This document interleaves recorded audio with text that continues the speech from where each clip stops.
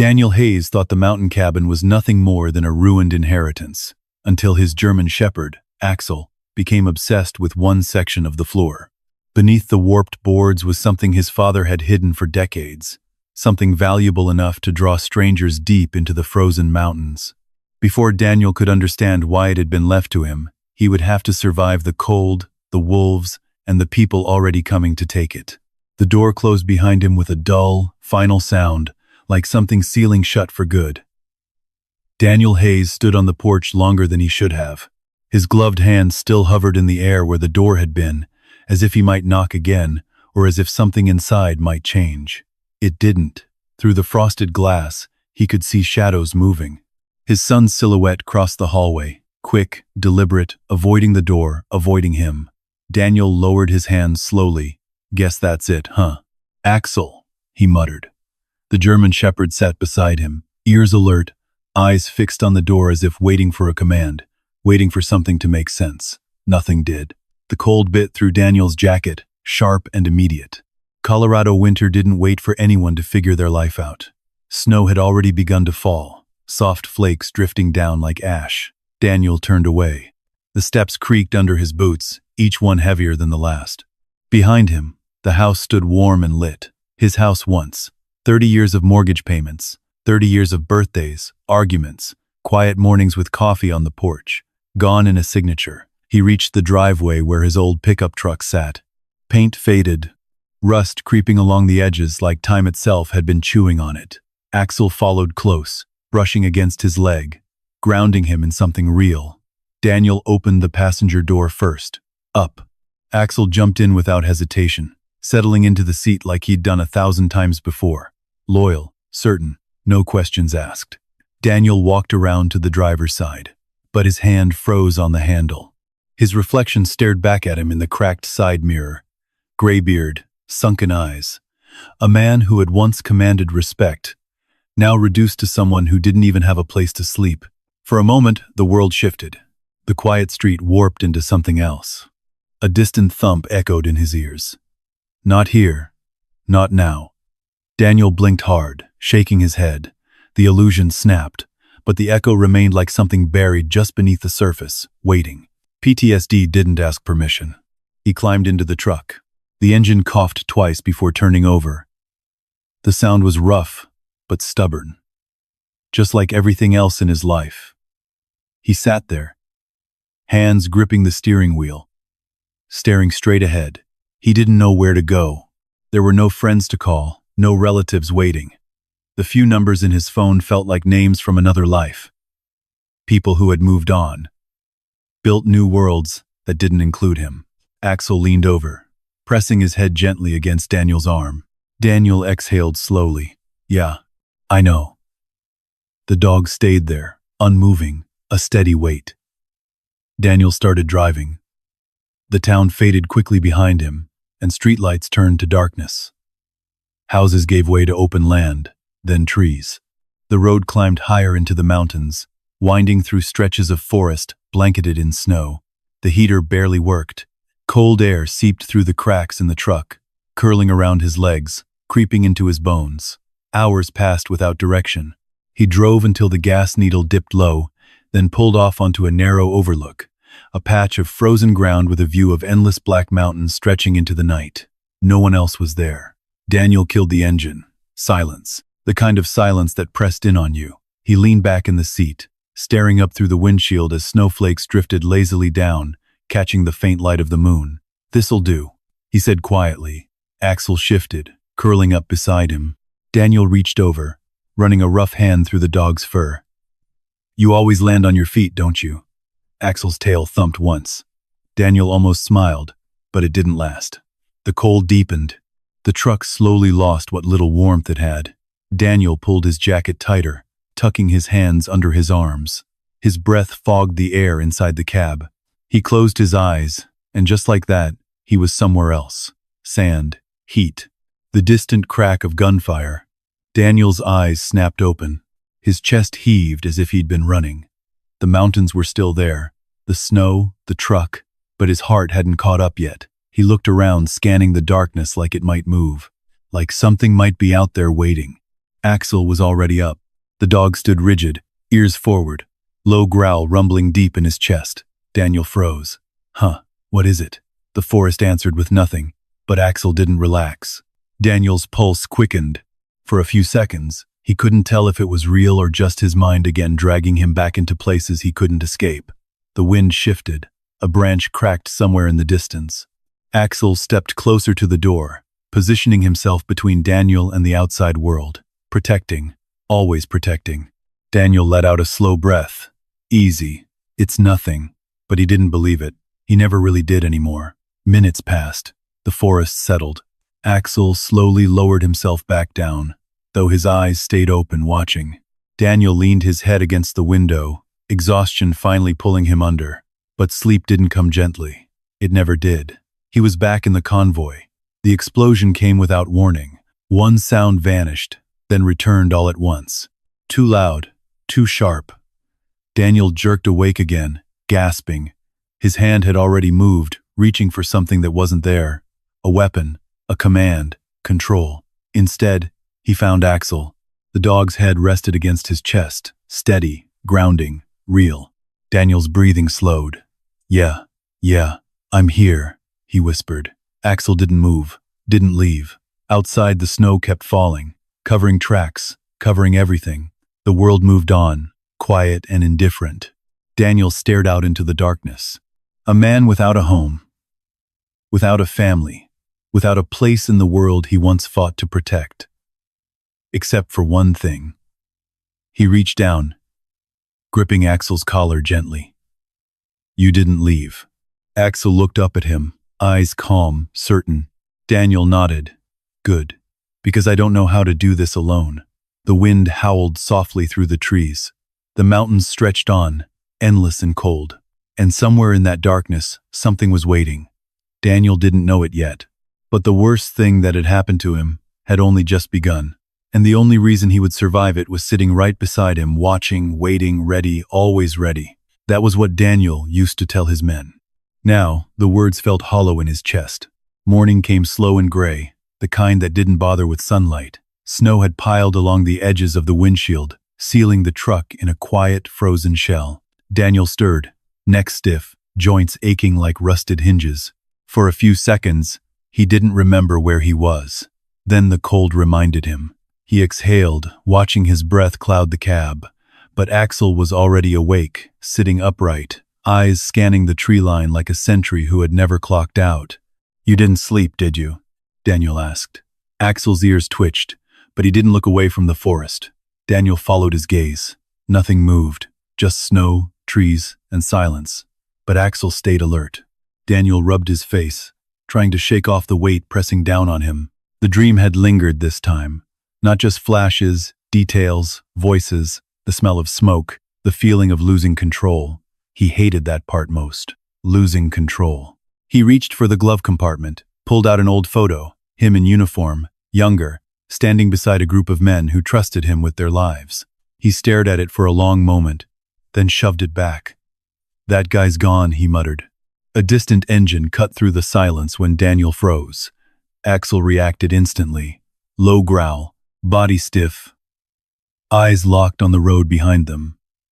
A car approached slowly, tires crunching over frozen dirt. Daniel's pulse picked up. Visitors didn't belong out here. The vehicle came into view, a black sedan, too clean for these roads, too out of place in the middle of nowhere. It stopped a few yards behind the truck. The engine idled. For a moment, neither of them moved. Then the driver's door opened. A man stepped out, adjusting his coat like the cold annoyed him more than it affected him. Mid 50s, neat hair, polished shoes that didn't belong in the mountains. Daniel knew the type. The man walked forward, careful with each step, eyes scanning Daniel and Axel like they were items on a checklist. Mr. Hayes, he called. Daniel didn't answer right away, and Axel's growl deepened. The man stopped a few feet away, raising his hand slightly. Not in surrender, but in calculated reassurance. My name is Elliot Crane, he said. I'm a lawyer. I've been looking for you. Daniel stepped out of the truck slowly, keeping himself between Axel and the stranger. "What do you want?" he asked. Crane gave a tight smile. "Straight to the point. I appreciate that." He reached into his coat and pulled out a folder. "I'm here. Regarding an inheritance." Daniel frowned. "I don't have anything left to inherit." Crane's smile didn't change. "That's where you're mistaken." He opened the folder, flipping to a document. "Your father's estate," he said. "Or rather, what remains of it." Daniel's chest tightened. "My father's been dead for 15 years. "Yes," Crane nodded. "And this was overlooked until recently." He held out the paper. Daniel hesitated before taking it. Axel stepped closer, pressing against Daniel's leg, eyes never leaving Crane. Daniel scanned the document. A property deed. Coordinates. A name he hadn't seen in years. His father's. "What is this?" Daniel asked quietly. "A cabin," Crane said. "Located in the Rocky Mountains. Remote. Unregistered for quite some time. Legally, it now belongs to you." Daniel looked up. "A cabin?" Crane nodded. "Not much, I'm afraid. Structurally unsound. No utilities. Frankly, it's been abandoned for decades." "Then why track me down for it?" Crane paused. "Just a fraction too long." "Because it's yours," he said smoothly. "And because it's all that's left." Daniel stared at him. Something didn't sit right. Axel let out a sharp bark. Crane glanced at the dog, sheer annoyance flickering in his eyes before it vanished. "Easy there," he said. Axel didn't ease. Daniel folded the document slowly. "Where is it?" Crane pulled out a small map, pointing to a spot deep in the mountains. "Here. About 3 hours from your current location, assuming the roads are still passable." Daniel studied the map. The area was isolated. Too isolated. "Why hasn't anyone taken it?" he asked. Crane shrugged lightly. "Because no one wants it. A beat. Harsh winters. No infrastructure. Wildlife. It's not exactly livable." Daniel let out a dry laugh. "Sounds perfect." Crane tilted his head. "I suppose it's better than sleeping in your truck." Daniel's eyes narrowed. Crane held his gaze, calm, unbothered. "Look," he continued, tone softening. "I understand your situation. This isn't much, but it's something. A roof, at least. If you're willing to put in the work." Daniel looked back at the paper. A roof or a grave. The thought crossed his mind uninvited. He pushed it away. "What's the catch?" Daniel asked. "No catch," Crane said. Another pause. "Just sign here and it's officially transferred." Daniel hesitated. Axel shifted, nudging his hand.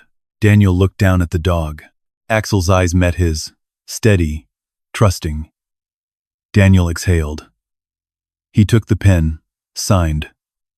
Crane's smile returned. Sharper this time. "Excellent."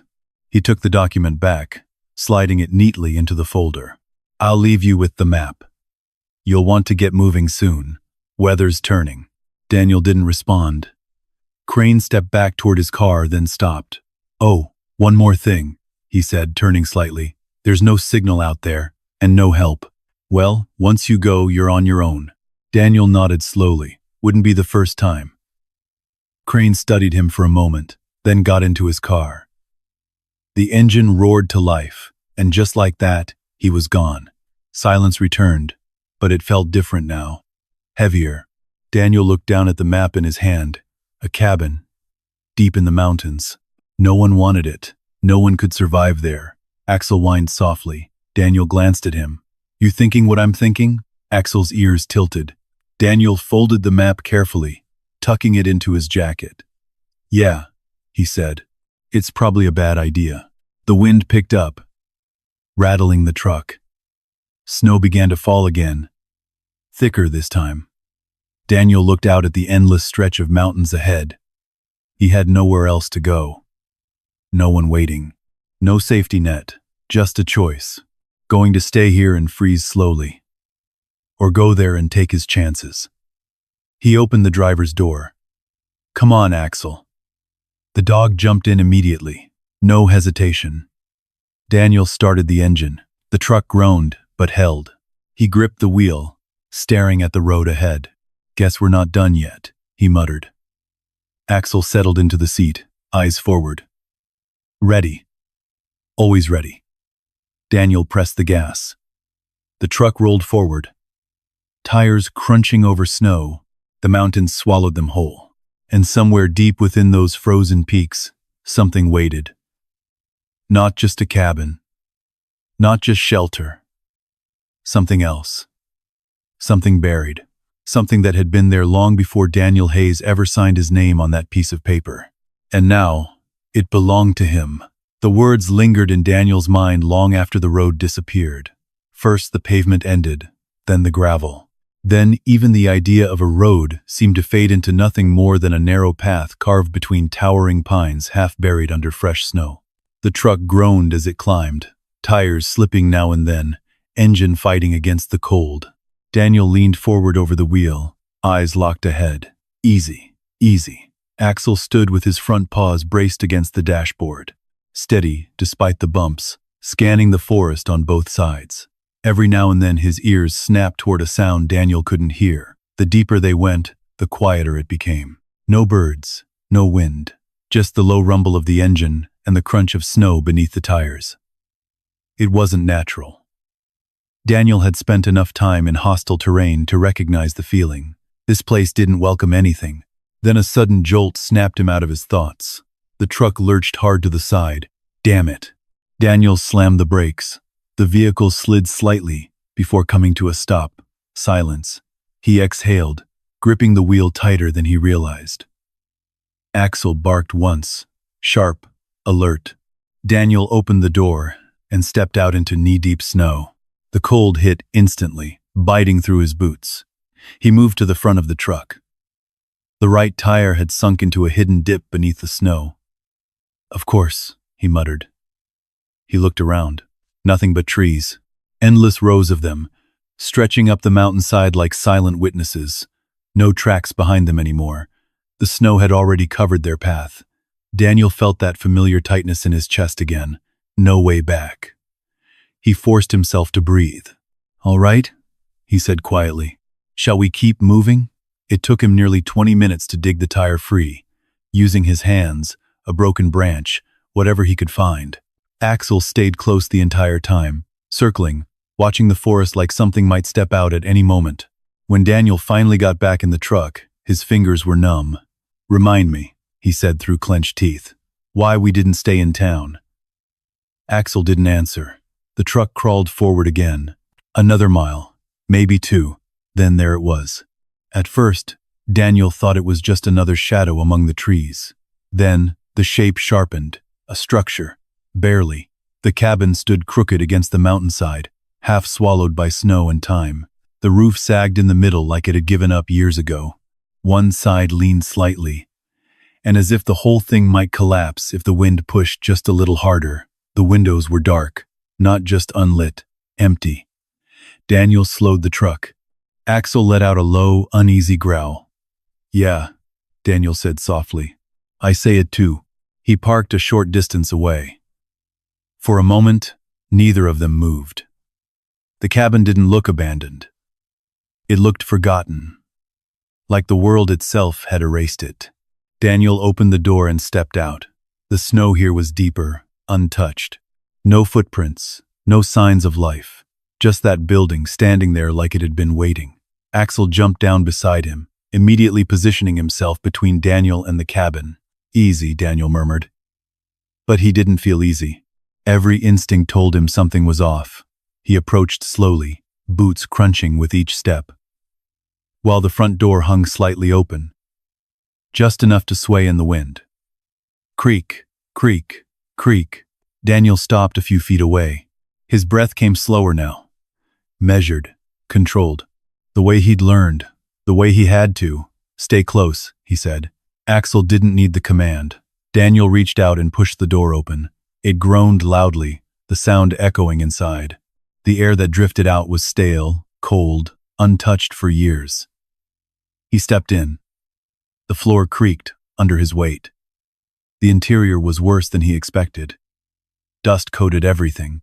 Broken furniture lay scattered across the room. One wall had partially collapsed, letting snow drift in and pile against the far corner. The fireplace was cracked. The ceiling above it sagged dangerously. "This is it?" Daniel whispered. His voice sounded too loud in the silence. But Axel moved ahead of him, sniffing the air, then the floor, then the walls. His movements were tense, deliberate. Daniel walked further inside, scanning every corner.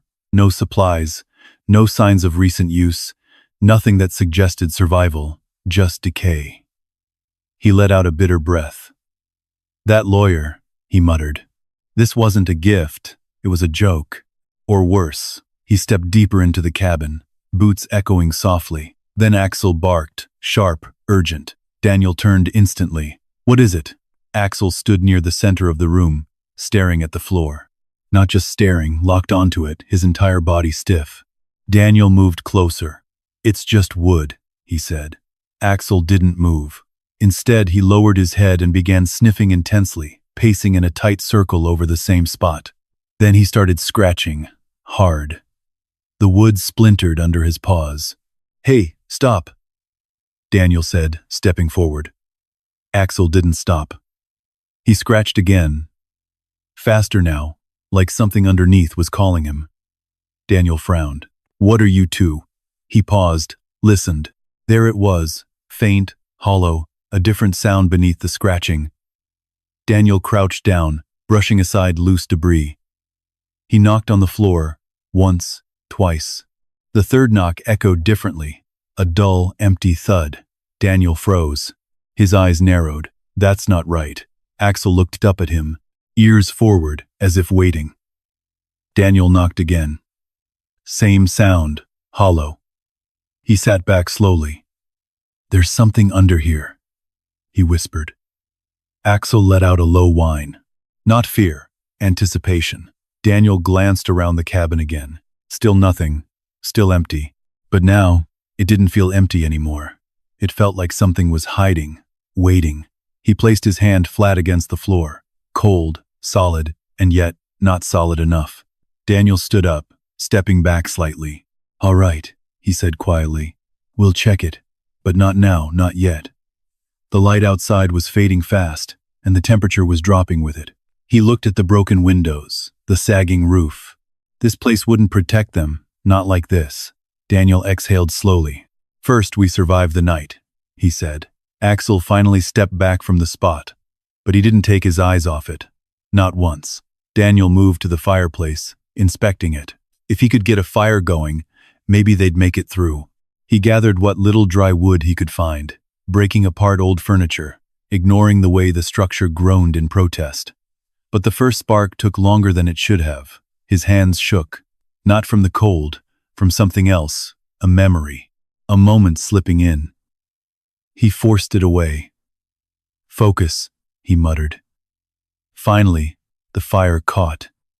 Flames flickered weakly at first, then grew, casting long shadows across the cabin walls. For the first time since arriving, there was warmth. Daniel sat back, staring into the fire. Axel lay beside him, but not relaxed. Still watching, still listening, still aware of that spot on the floor.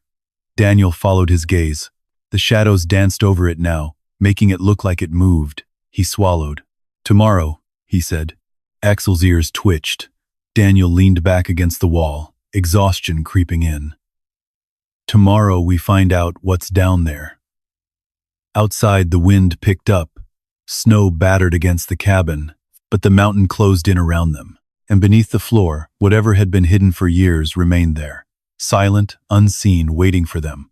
The fire burned low by midnight. The cabin creaked with every shift of the wind, each sound stretching longer in the silence, like the mountain itself was breathing around them. Daniel sat with his back against the wall, eyes half open, staring into the dying embers. He hadn't really slept. He never really did. Axel lay beside him, but not fully at rest. One ear always lifted, one eye always watching. Every few minutes the dog's head would rise slightly, tracking something Daniel couldn't hear. The floor. Always the floor. Daniel noticed. He didn't say anything. The cold pressed in harder as the fire weakened. The cracks in the walls let thin streams of icy air slide through, and curling around Daniel's boots and creeping up his legs. He pulled his jacket tighter. "Just get through the night," he whispered. But the night didn't want to pass. It stretched, slow, endless. Daniel closed his eyes, and the mountain disappeared. Sand replaced snow. The heat came back, thick and suffocating. Voices shouted through static. "Move! Move! Move!" Daniel jerked upright, heart slamming against his ribs. The cabin rushed back into place around him. Fire, wood, snow. Axel was already up, standing, growling, low, deep. Not at Daniel, at something else. "What is it?" Daniel asked, voice tight. Axel didn't move. His eyes were locked on the door. The wind outside howled. Then, a sound, faint, scratching. Daniel's body went rigid. Not inside, outside. Something was circling the cabin. Daniel stood slowly, grabbing a broken piece of wood from near the fireplace. It wasn't much, but it was something. Axel moved ahead of him, positioning himself between Daniel and the door. The scratching came again, closer now. Then a low, distant howl cut through the night. Not one. Several. Daniel swallowed. Wolves. Axel's growl sharpened. The shadows outside shifted against the cracks in the walls. One passed the window. Another followed, shapes moving, watching. Daniel's grip tightened around the wood. "Stay back," he whispered. The door creaked slightly under pressure from the wind, or something else. Another scratch, this time louder. Right against the wood. Axel lunged forward, barking fiercely. The sound exploded through the cabin. For a moment, everything froze. Then the scratching stopped.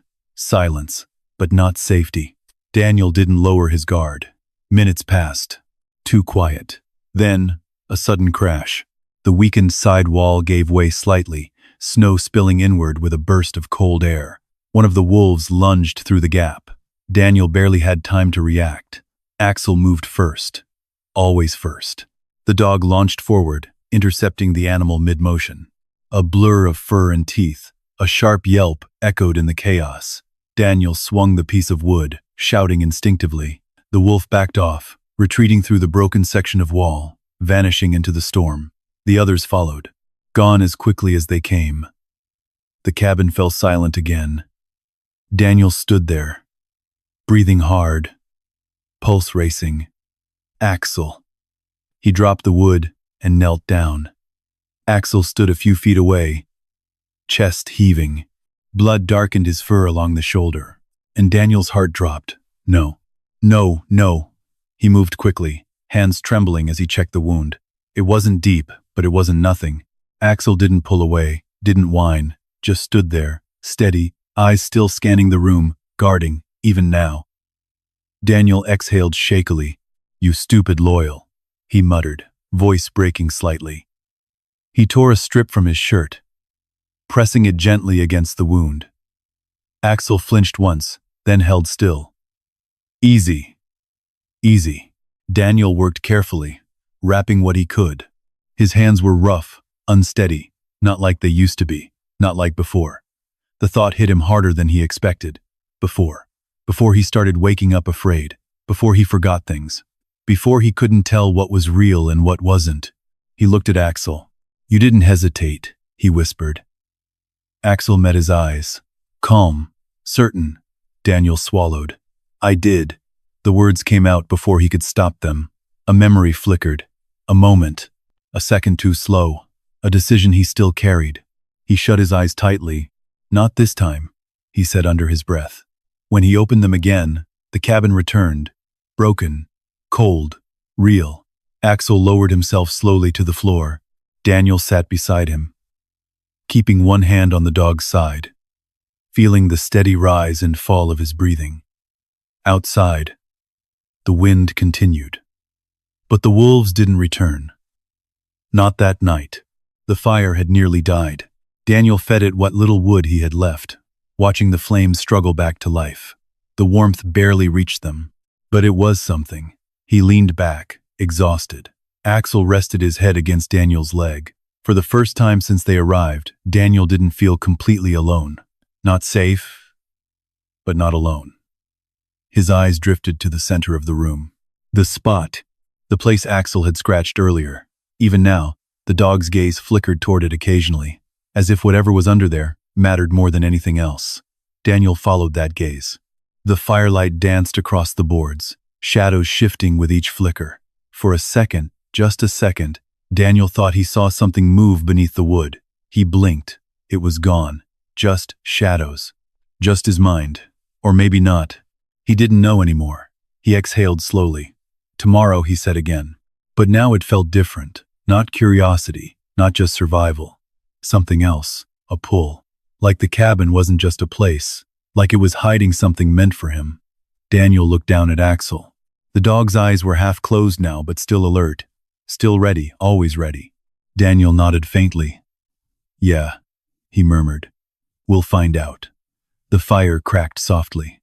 The storm raged outside, and beneath the floor, whatever had drawn Axel's attention waited. Quiet.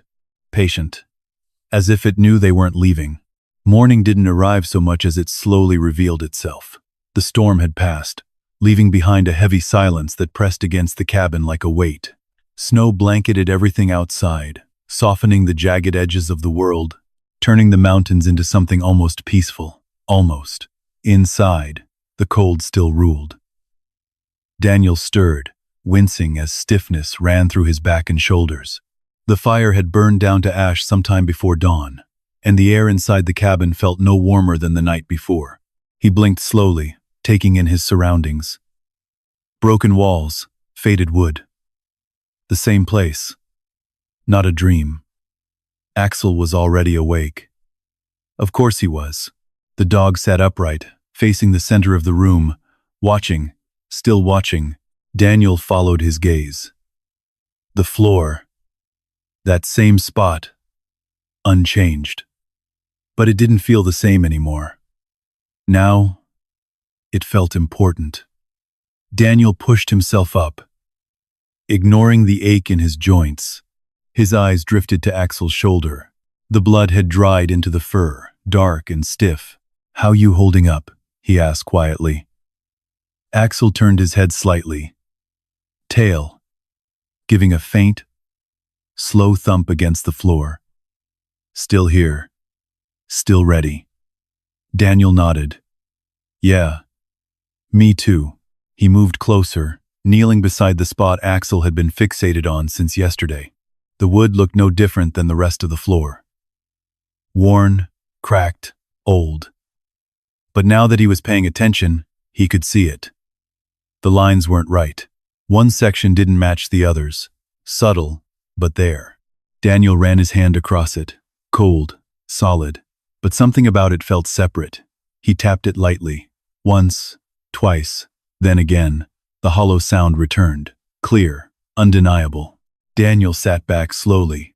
Well, you were right, he murmured. Axel stood, stepping closer, nose hovering just above the wood, waiting. Daniel looked around the cabin. There wasn't much to work with. A broken table leg. Some rusted tools. Fragments of what used to be furniture. He grabbed the table leg first, testing its weight. Let's see what you're hiding, he said under his breath, and he wedged the wood into the seam and pushed. Nothing. He adjusted his grip, trying again. The wood creaked. The floor didn't. Daniel exhaled sharply. Come on. Axel let out a low, impatient whine. Daniel glanced at him. I know. He repositioned himself, digging his fingers into the cracks between the boards. The cold bit into his skin instantly. He pulled. At first, nothing. Then, a faint shift. The wood groaned. Daniel froze. There you go. He pulled harder. The board lifted slightly, just enough to break the seal that had held it in place for who knew how long. Dust and debris fell into the gap. The smell that rose from beneath was stale. Dry. Untouched. Daniel coughed, waving it away. Axel stepped back slightly, ears still locked forward. Daniel set the board aside, but exposing a narrow section of dark space beneath, he leaned closer. Nothing but blackness. He knocked again. Hollow. Deeper now. He removed another board, then another. Each one came a little easier than the last. The opening widened, revealing something beneath. Metal. Daniel paused. He brushed away more debris. A flat surface. Smooth. Unlike anything else in the cabin. A panel. Daniel's breath slowed. "That's not random," he whispered. He cleared more of the floor away, exposing the full shape. A rectangular metal hatch set perfectly into place. No rust, no decay. It didn't belong to this cabin. It didn't belong to time. Axel stepped forward again, sniffing along the edges, then sitting down beside it like he had found exactly what he was looking for. Daniel stared at it. His mind raced. This wasn't an accident. This wasn't someone hiding supplies. This was built, designed, intentional. He ran his hand along the surface. Cold, solid, real. His heart began to beat faster. "What the hell is this place?" he muttered. Axel looked up at him. Daniel swallowed, then reached for the handle. It was recessed into the metal, barely visible under the dust. He hooked his fingers into it, hesitated. Something in his chest tightened. That same feeling from before, the one that whispered this wasn't just discovery, this was crossing a line. He pulled his hand back, sat there, breathing. "You ever get that feeling?" he asked quietly. Axel tilted his head, like once you open something, there's no closing it again. Axel didn't answer. Of course he didn't. Daniel looked at the hatch again, and then at the cabin around him. Broken, cold, barely standing. This place couldn't keep them alive. Not for long. He looked at Axel, the dog's wound, the way he still stood guard, still trusted him. Daniel nodded once. All right. He grabbed the handle again and pulled. At first it didn't move, then a sharp metallic click echoed through the cabin, louder than it should have been, like something unlocking after years of silence. Daniel's breath caught. He pulled harder. The hatch lifted, slow, heavy. A rush of colder air rose from below, carrying with it that same stale scent, but stronger now, deeper. Daniel stepped back slightly. The opening revealed darkness. Not empty darkness. Structured. There were walls down there. A narrow metal ladder, leading downward, perfectly intact. Axel stood immediately, on alert, focused. Daniel stared into the opening. This was built, he said. Not guessed, not assumed, known. He grabbed a piece of wood, lighting it from the dying embers of the fire. The flame flickered weakly, casting just enough light. He held it over the opening. The glow reached down a few feet, revealing smooth metal walls, clean edges, no decay. It went deeper than he could see. A space preserved, protected, hidden, for a long time. Daniel's chest tightened again, not from fear, from realization. This wasn't meant to be found, he whispered. Axel let out a low, steady breath.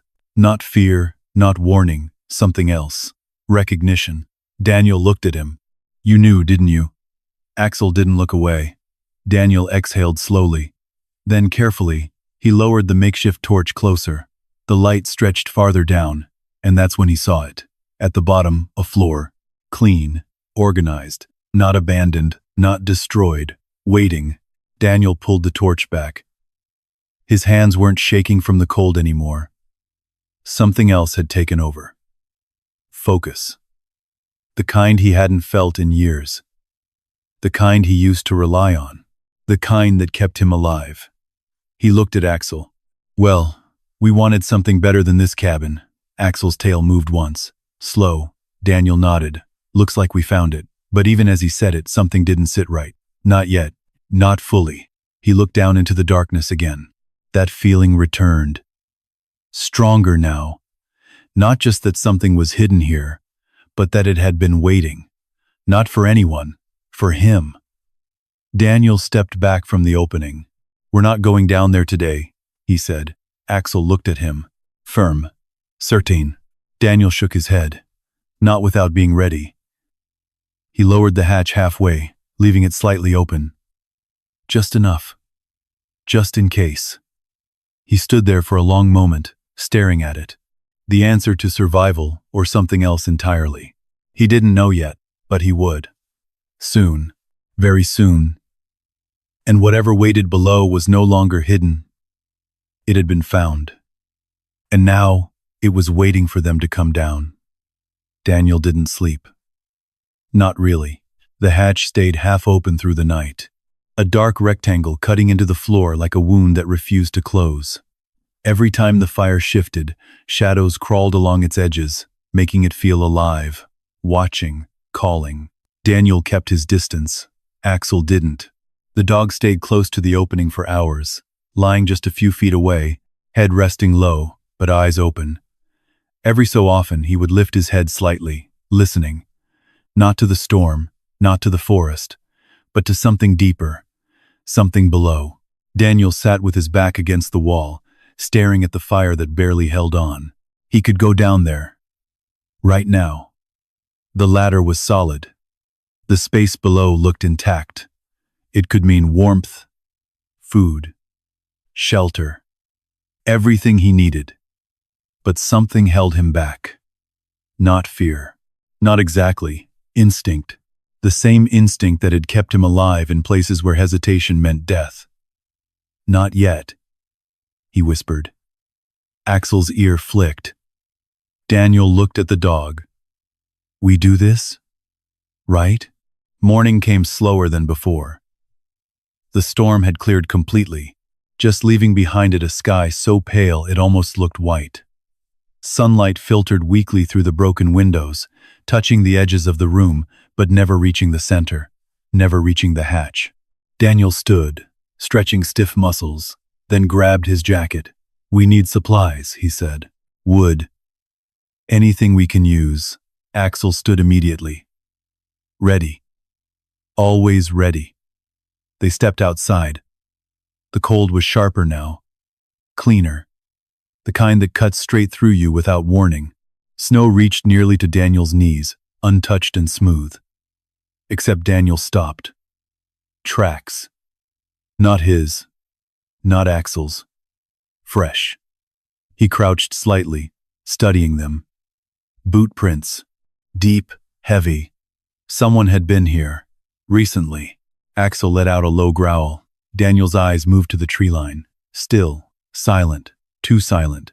His pulse slowed, but his breathing steadying. Focus returned. Every sense sharpened. Stay close, he murmured. Axel didn't need the reminder.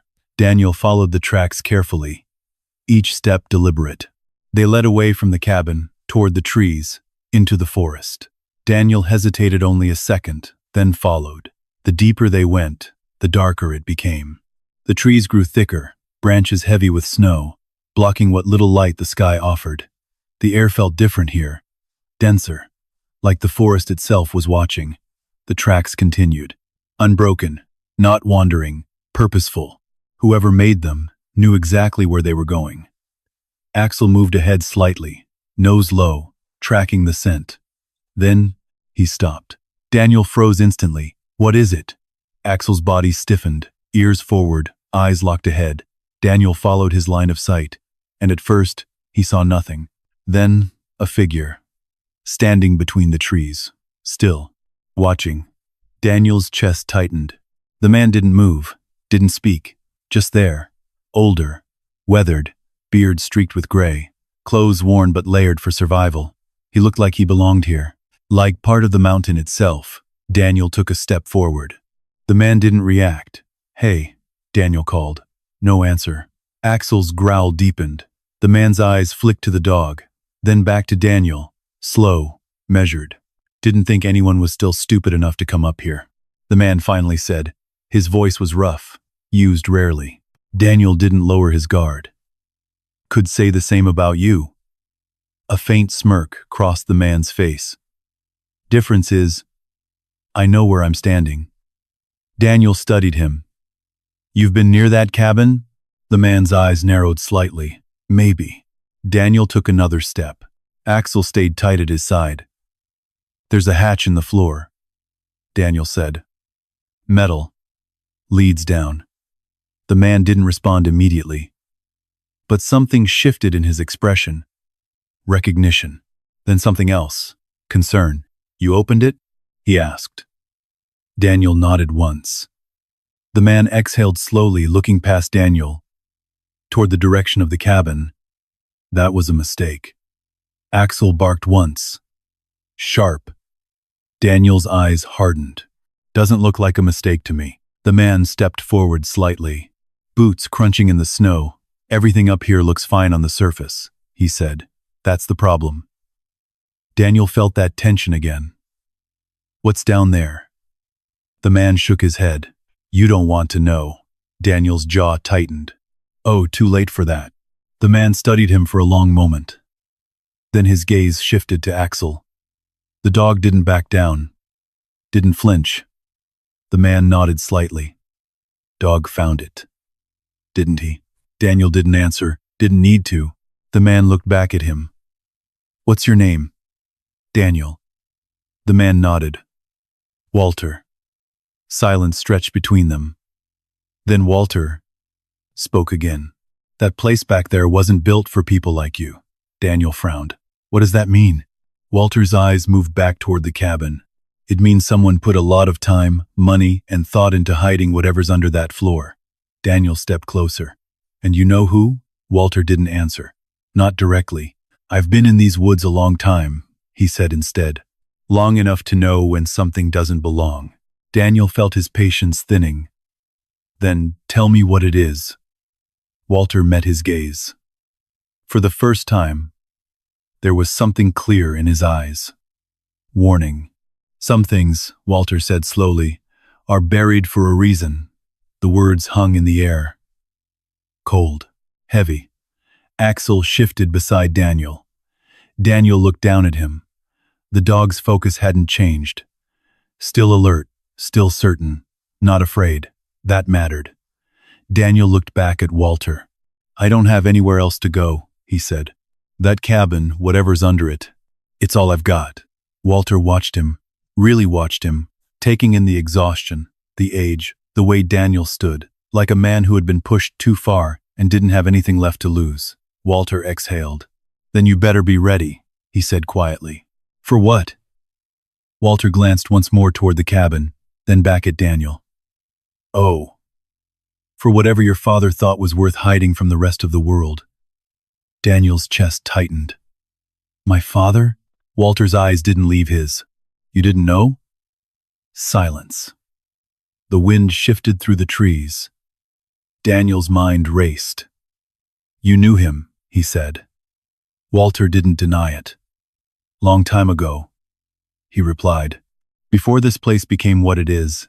Daniel stepped closer. "What did he build?" Walter hesitated, then shook his head. "Doesn't matter what I say," he muttered. "You'll go down there anyway." Daniel didn't argue. Walter gave a faint, tired smile. "Yeah," he said. "Thought so." He stepped back, retreating slightly into the shadows of the trees. "One piece of advice," he added. Daniel waited. Walter's expression hardened. "Once you go down there, don't expect to come back the same." The words settled deep. Daniel didn't respond. Walter turned, started walking. Within seconds, the trees swallowed him completely. Gone. Like he'd never been there at all. Daniel stood still, listening. Nothing. Axel's growl faded slowly. Daniel exhaled. "Well," he muttered, "that was helpful." Axel glanced up at him. Daniel looked back toward the cabin, hidden beyond the trees, hidden beneath the snow, and beneath it, something his father had built, something even a man like Walter avoided. Daniel's jaw tightened.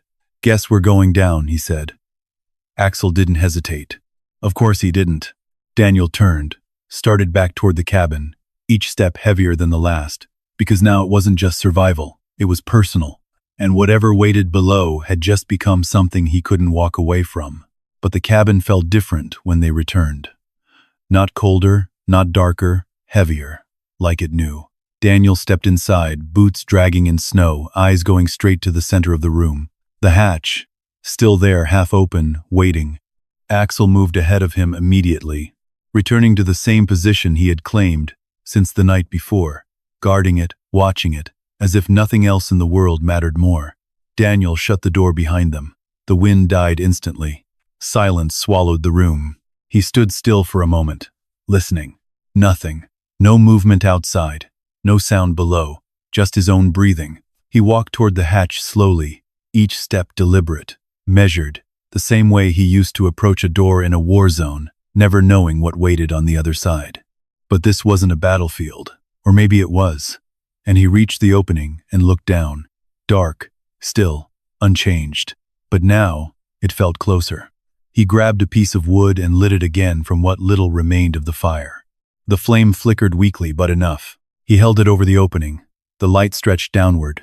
The ladder, metal, clean, no rust, no decay. And below, a floor. Not dirt, not stone. Something engineered, structured. Daniel's chest tightened. "This isn't just storage," he said quietly. Axel let out a low breath beside him. Daniel looked at the dog. "You ready?" Axel didn't hesitate. Daniel nodded once. "Yeah.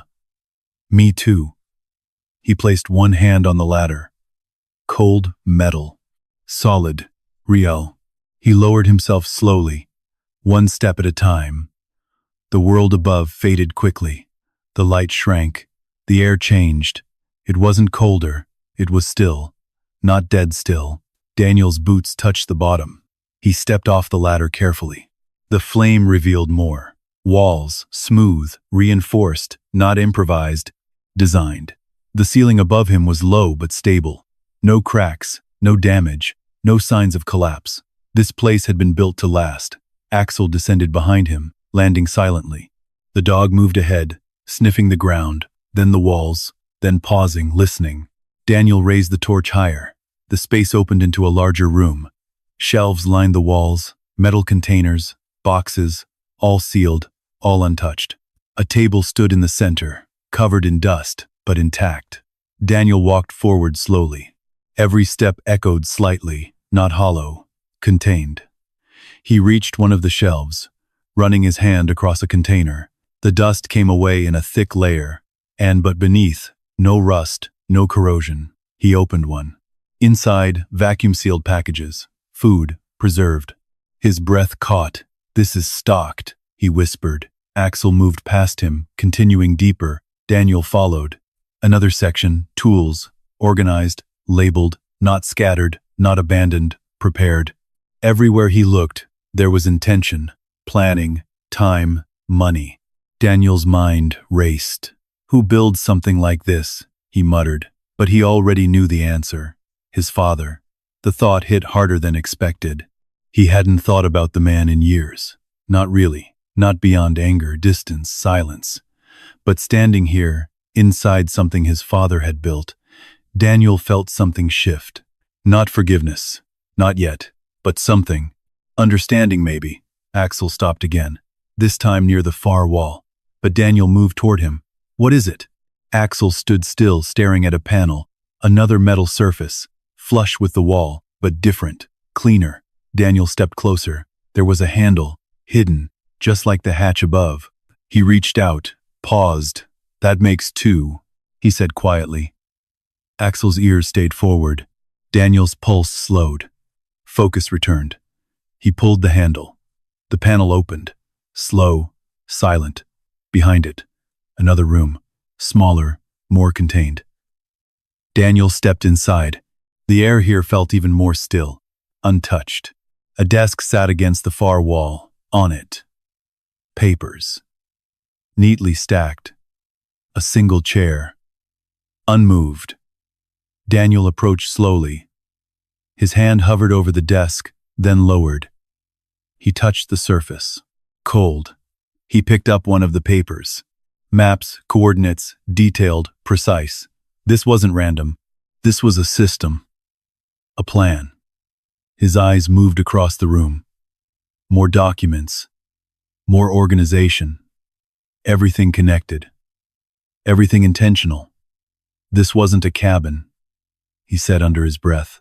This was something else. Axel shifted behind him. Daniel turned slightly. The dog wasn't looking at the papers or the room. He was looking back toward the ladder, toward the way they came in. Alert again. Daniel frowned. What is it? Axel let out a low growl. Daniel's body tensed instantly. The feeling returned. That instinct, that warning. He stepped back into the main room, lifting the torch higher. Nothing. No movement. No sound. But Axel didn't relax. Daniel's eyes moved upward. The ladder. The opening above. Still dark. Still silent. But something felt off. Different. But like the world above had changed while they were down here. Daniel's grip tightened on the torch. We're not alone, he whispered. Axel's growl deepened. Daniel moved slowly toward the ladder, every step careful, measured. He reached the base, looked up. Dark, but not empty. The silence above wasn't the same as before. It was occupied. Daniel swallowed. Then started climbing. One rung at a time, slow, controlled. He reached the top, paused, listened. Nothing. Then, a sound. Faint, footsteps inside the cabin. Daniel's heart dropped. He pulled himself up just enough to see over the edge. The room was no longer empty. Boot prints crossed the floor, fresh, leading from the door toward the center, toward the hatch. Daniel's chest tightened. Someone had been here while they were below. He dropped back down instantly, eyes locked on Axel. They know, he said quietly. Axel didn't need more. The dog's posture shifted from alert to ready. Daniel looked around the bunker at the supplies, the structure, the system his father had built. This wasn't just survival anymore. This was a position, a stronghold, and now it was under threat. Daniel exhaled slowly. The fear didn't take over this time. Something else did. Something older.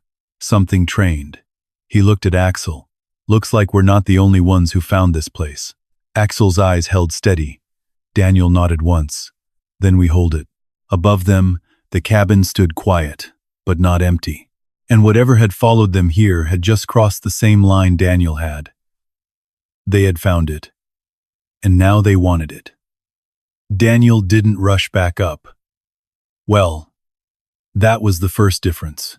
The old Daniel, the one from years ago, would have reacted fast, charged forward, taken control of the situation without hesitation. But that man had made mistakes, costly ones. Now, he breathed, slow, controlled. He crouched at the base of the ladder, one hand resting lightly on the rung, eyes locked upward. Axel stood beside him, body still, muscles tight beneath his fur, waiting, listening. Daniel tilted his head slightly. The cabin above had gone quiet again, too quiet. He exhaled through his nose. They came in. He whispered. Saw the place. Maybe heard something. Maybe not. Axel's ears flicked. Daniel continued. Voice low. They didn't stay. Not yet. He glanced back at the bunker. The supplies, the structure, the intent behind it all. This wasn't just a hiding place. No, it was a fallback, a contingency. His father hadn't built this to be found easily, which meant whoever had come into the cabin hadn't found everything. Not yet. Daniel made his decision. We don't go up blind, he said. Instead, he moved deeper into the bunker. Axel followed immediately. The tension didn't disappear, but it shifted. Less panic. More control. Daniel set the torch into a metal holder on the wall, noticing for the first time that it had been designed for that exact purpose. Everything here had a place, a function. He moved back to the shelves. Food. Water. Tools. He opened more containers. Canned goods. Sealed packets. Medical supplies. Bandages. Antiseptic. His hand paused. He looked at Axel. Sit. Axel obeyed instantly. Daniel knelt, reaching for the dog's shoulder.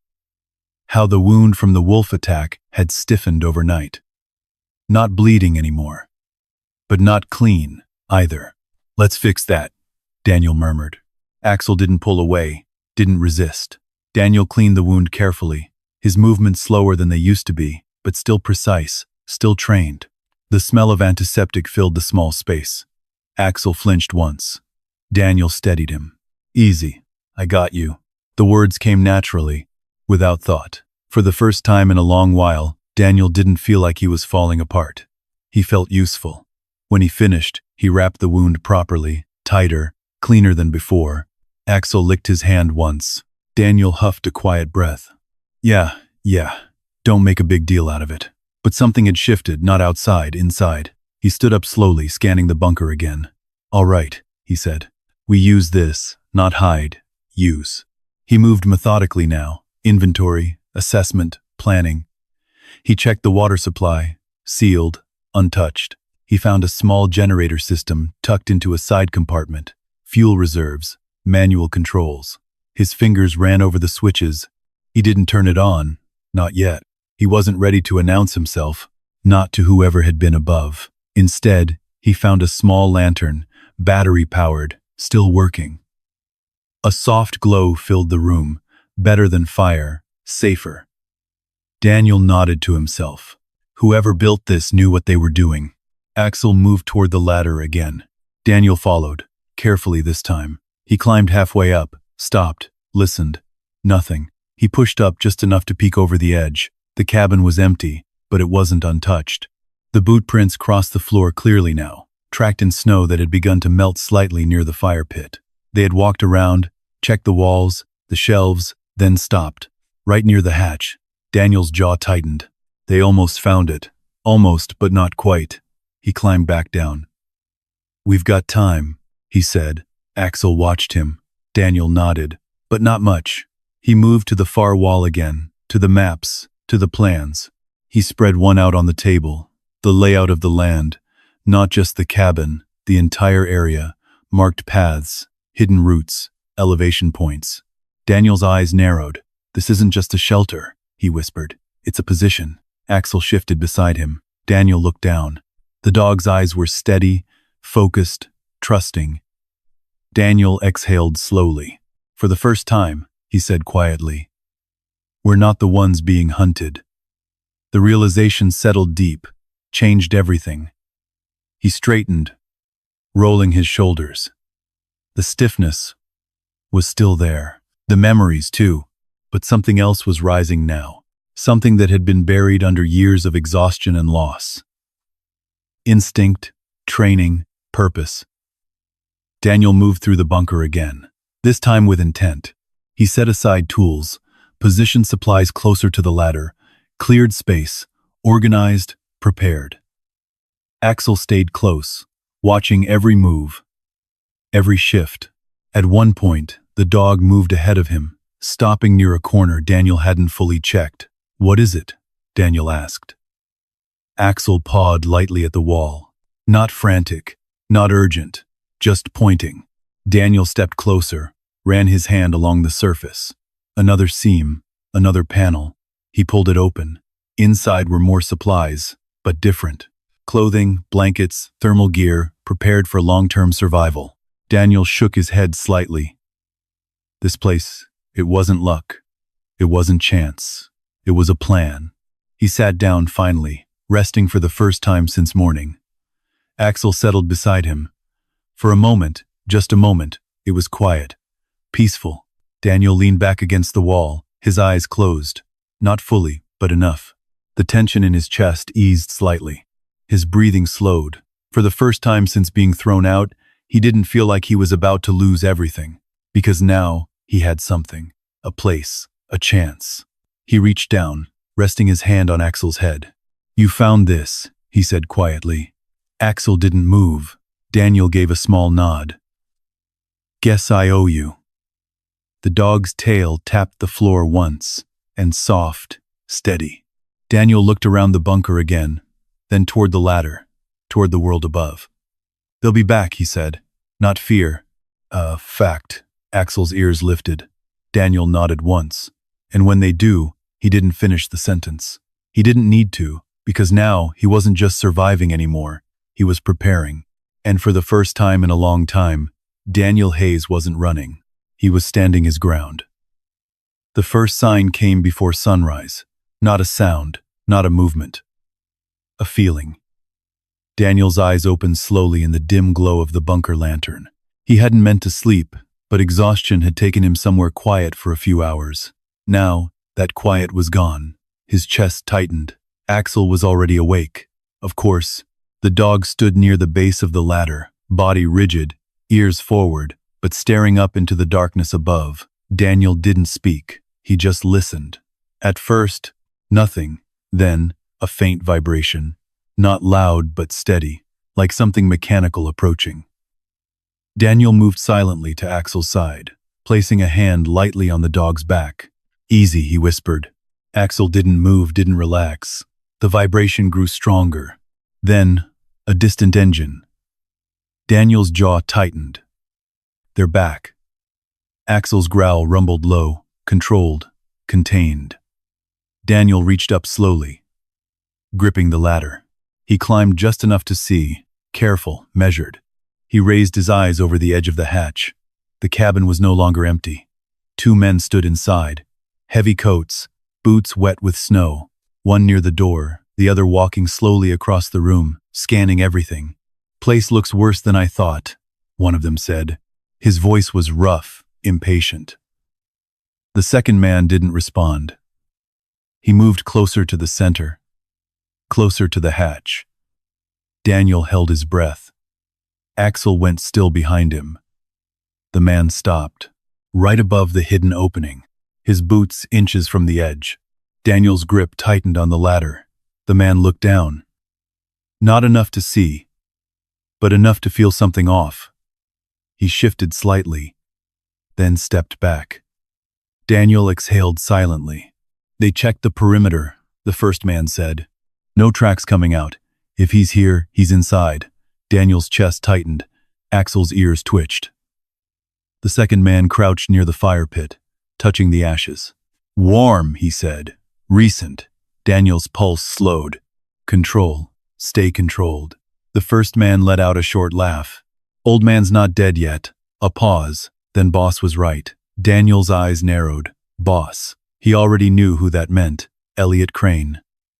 The second man stood. "Search it again." They began moving through the cabin. Closer. Closer. Daniel dropped back down silently. "They know," he whispered. Axel didn't need to be told. Daniel moved quickly now, but not rushed. Deliberate. He shut the hatch carefully, lowering it into place until it sealed with a soft metallic click.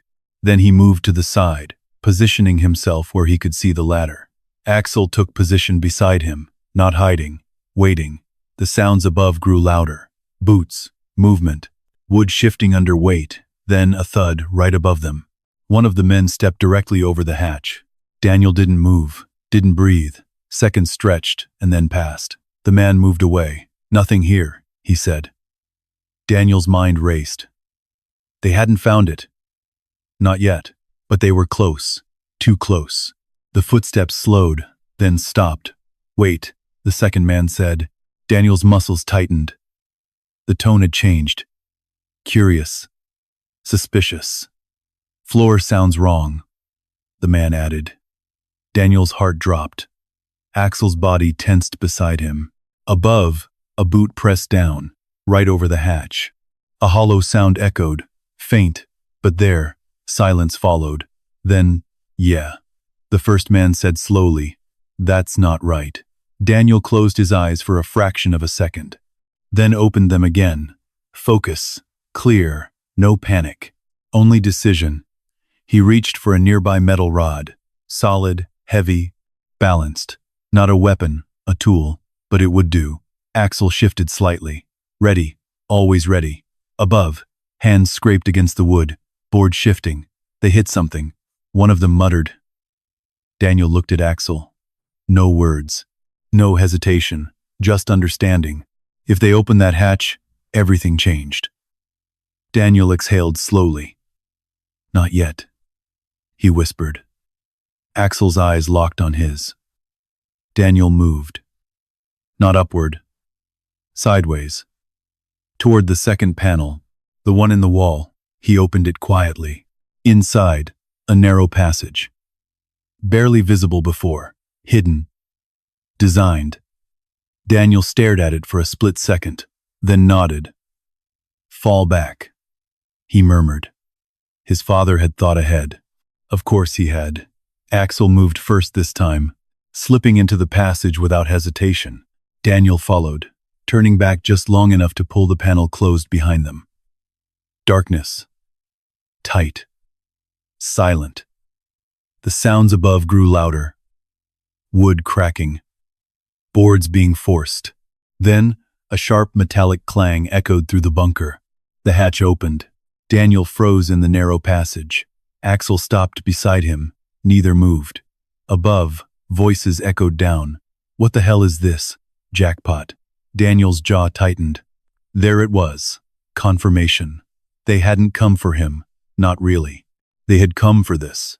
For what was hidden beneath the cabin. Elliot Crane hadn't given him the cabin as a gift. He had sent him here to die, so no one would stand in the way. Daniel's chest tightened, not with fear, with something colder. Understanding. The voices continued. They didn't tell us about this. They don't tell us everything. A pause. Then, go down. Daniel's grip tightened. Axel's body went still. Footsteps echoed on the ladder. Metal against metal. Closer. Closer. Daniel didn't move. Didn't breathe. The man reached the bottom. Stepped into the bunker. Daniel could hear him now. Close. Too close. He's been here, the man said. Recently. Another voice from above. Find him. Daniel's eyes closed for just a second, then opened again. Sharp, focused. The past, the war, the chaos. All of it aligned in that moment, not as fear, as clarity. He leaned close to Axel. We don't run, he whispered. Axel's ears flicked. Daniel nodded once. We choose when. The passage stretched ahead of them, unknown, but safe. For now, behind them, their bunker, their chance. Now occupied. Daniel exhaled slowly, then began moving forward. Silent, controlled. Every step measured, because the hunters had arrived, and for the first time, Daniel wasn't prey. Yet he was the one deciding how this would end. The passage narrowed as they moved. Cold earth pressed in on both sides, the air thinner, quieter, like the mountain itself was holding its breath. Daniel kept one hand against the wall, counting steps in his head. Old habit, old training. Behind them, faint echoes carried through the hidden tunnel. Boots, voices, metal shifting. They're spreading out, Daniel whispered. Axel moved ahead, low and silent, his body flowing through the narrow space like he had done it 100 times before. Daniel followed, measured, focused, no wasted movement. The tunnel curved slightly, then dipped. A faint draft brushed against Daniel's face. An exit, or something close. He slowed, listened. Nothing ahead. Only wind. Behind them, closer now. They'll find the panel, Daniel muttered. It's only a matter of time. Axel stopped, turned, looked back toward the direction they came from. Daniel saw it instantly. Not fear, not hesitation, readiness. The same look Axel had given him before charging into the wolves. Daniel swallowed. No, he said softly, not yet. But the truth settled in. There wouldn't be a clean escape. Not anymore. He stepped forward again. The tunnel opened into a small chamber. Bare rock, rough. But at the far end, a narrow shaft angled upward. Faint light filtered through. Daylight. Daniel stepped closer, peering up. Snow drifted across the opening above. Not far, maybe 20 feet. Climbable, but exposed. If they came out there, they'd be visible. Easy targets. Daniel stepped back. Not a good exit, he said. Axel gave a quiet huff. Agreed. Behind them, a sound, and closer now, a dull scrape. The panel opened. They found it, Daniel said. No panic, just fact. Voices followed. He's got another way out. Move. Daniel's eyes sharpened. Time was gone. He looked at Axel, then at the shaft, then back toward the tunnel. Every option weighed, every risk calculated. He exhaled slowly. We don't run blind.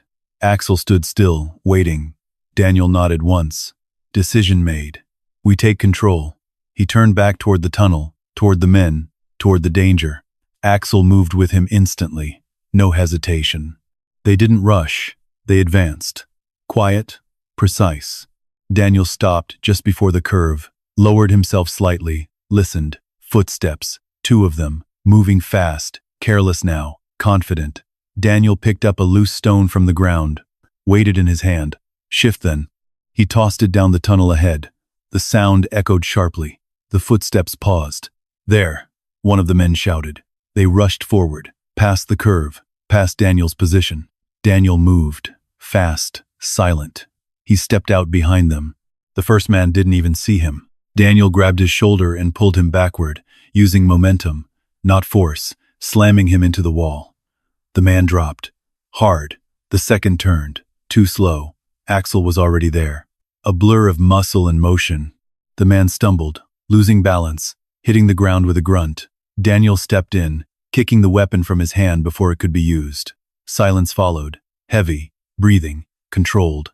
Axel stood over the second man, teeth bared but not striking. Waiting. Daniel looked down at them. Not anger. Not rage. Just clarity. You shouldn't have come here, he said quietly. The first man groaned, trying to move. Daniel stepped back slightly. Not careless, but not finishing anything either.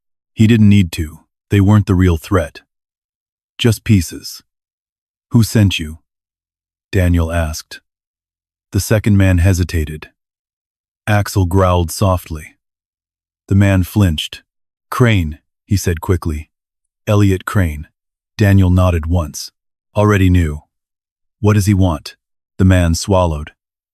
The land. Everything under it. We were told to clear it out. Clear it out.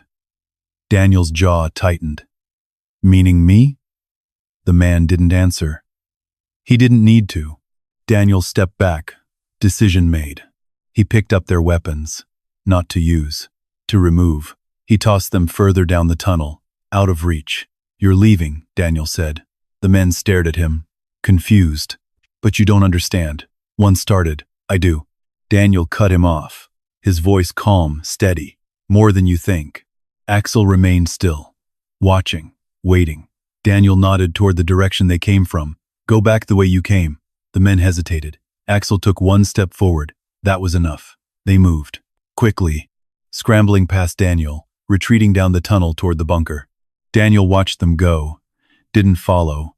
Didn't stop them. Because this wasn't over. Not even close. When the tunnel fell silent again, Daniel exhaled slowly. His shoulders dropped slightly, but only slightly. Axel looked up at him. Daniel nodded. They'll be back, he said.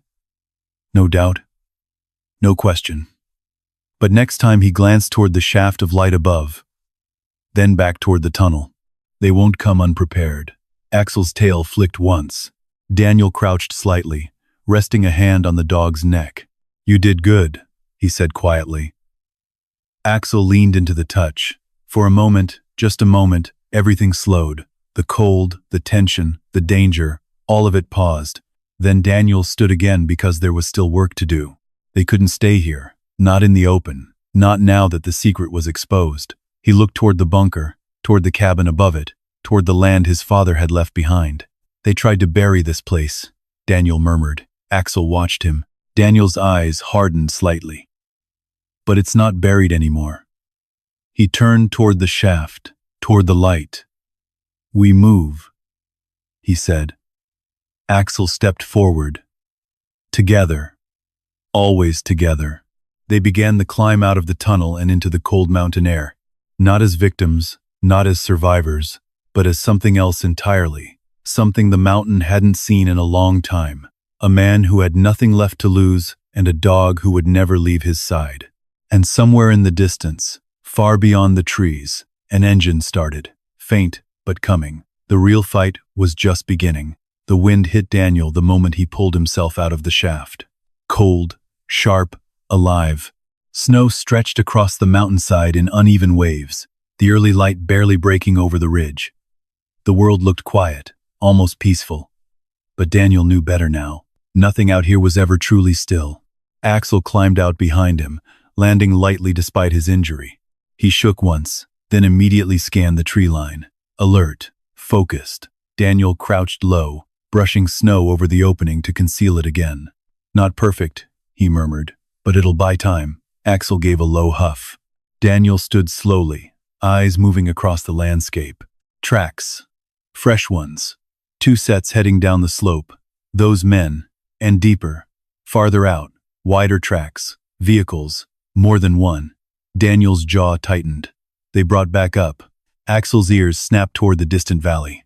A faint engine echoed through the cold air. Closer now. Daniel didn't hesitate. Back inside, he said. Not the tunnel. Not anymore. The bunker. The heart of it. Because if they were coming for everything. They slipped back down the shaft, sealing it as best they could behind them. This time Daniel didn't move cautiously. He moved with purpose. Fast. Focused. Axel kept pace, favoring his injured shoulder but refusing to slow. They reached the main chamber, the bunker, now disturbed. Drawers open, supplies shifted, footprints everywhere, but nothing taken. Daniel scanned the room quickly. They didn't have time, he said. Axel moved toward the ladder again, paused, listened. Daniel followed. Silence above. For now. He exhaled. Good. Then he turned back. There was one thing left. One thing he hadn't fully checked. The table. The maps. The place his father had left things behind. Daniel stepped toward it, brushing aside scattered papers. There. A small metal box. He hadn't opened it before. Didn't have time. Now he did. He picked it up. Heavy, cold, deliberate. He opened it slowly. Inside, a folded letter, yellowed slightly with age, and beneath it, a photograph. Daniel froze. He picked it up with trembling fingers. It was old, faded, but clear enough. A younger man stood in front of the very same cabin. Beside him, a boy, small, maybe 10, and a dog. Not Axel, but close. Same breed. Same stance. Same loyalty in its eyes. Daniel's throat tightened. Dad, he whispered. Axel stepped closer, nudging his hand gently. Daniel swallowed hard, unfolding the letter. His hands shook. Not from fear, from something deeper. He read, Daniel, if you're reading this, then the world has already done what I knew it would. It took everything from you, just like it tried to take everything from me. This place was never meant to be a gift. It was meant to be a second chance, a place where no one could strip you of your dignity again. I built this knowing that one day you might need it more than I ever did, not because you failed, but because the world forgets men like us. Down here, you don't have to beg, you don't have to run. You build again. You decide who you are. And if someone tries to take it from you, you stand. Not for war, but for your life, your father. Daniel lowered the letter slowly. The bunker felt different now. Not just a shelter, not just survival. It was intention, love, understanding. His father had known. Known the world could turn on him.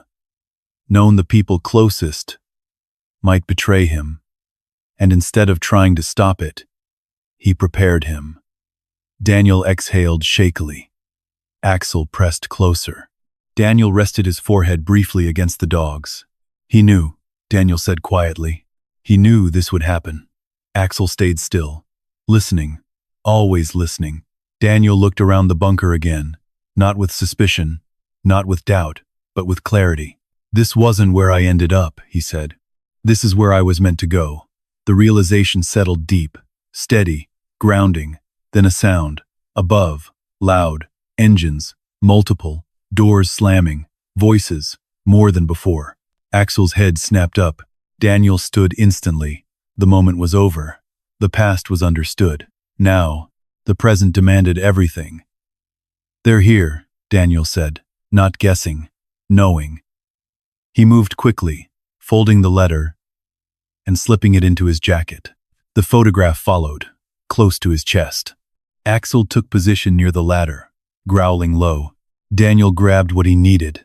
Not everything, just enough, because this time, there would be no retreat. The footsteps above were heavy now, confident, organized. They found the place. A voice called out. Another answered, "Search everything." Daniel looked at Axel. This time, no hesitation, no waiting. "They're not taking it," Daniel said. Axel's body tensed, ready. Daniel nodded once. "For the first time in my life." He stepped toward the ladder, toward the sound, toward the fight. "I'm not losing my home." Axel moved with him, side by side. They climbed together into whatever came next. The hatch opened slowly. Daniel didn't rush it, didn't burst through. He lifted it just enough to see first. Boots. 3 of them this time, different from before. Cleaner, heavier, more organized. These weren't men sent to check. These were men sent to take. Daniel pushed the hatch open the rest of the way and stepped up into the cabin. And Axel followed immediately, staying close to his side. The men turned, surprised. They hadn't expected him to come up. Not like this. Not willingly. "Well," one of them said, adjusting his gloves. "Guess we found him." Daniel didn't answer. He just stood there, still, steady.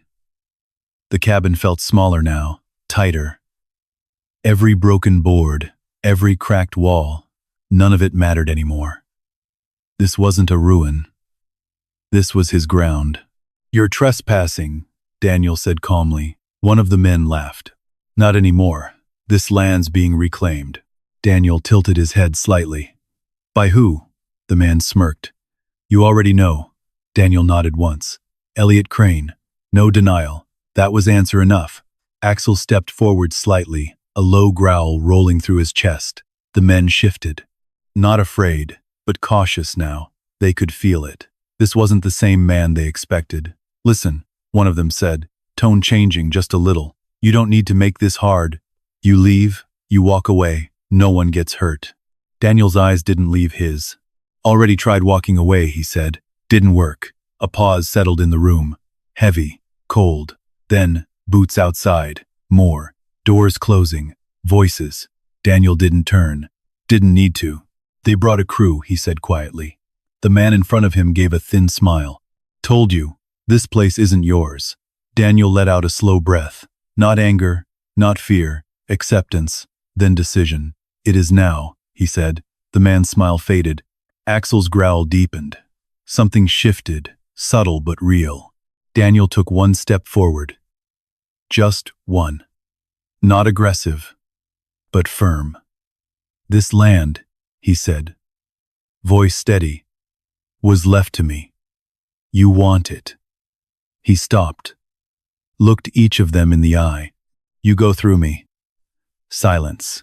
One of the men moved slightly, adjusting his stance. Axel reacted instantly.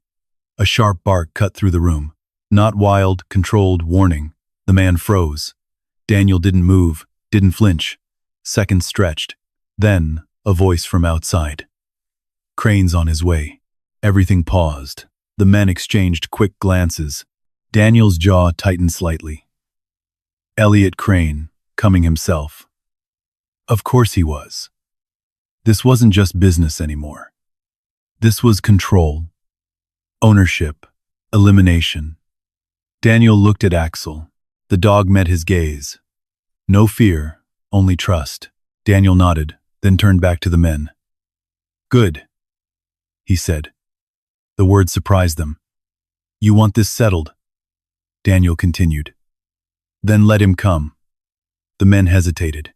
But this wasn't how it was supposed to go. The old man was supposed to break, to run, to disappear. Instead, he stood and waited. Minutes passed. The tension never dropped. If anything, it grew heavier. Then a vehicle door slammed outside. Slow footsteps approached, measured, confident. The door opened. Elliot Crane stepped in. Clean coat. No snow on his boots. Like he belonged anywhere he walked. His eyes landed on Daniel immediately. No surprise, just mild irritation. "Mr.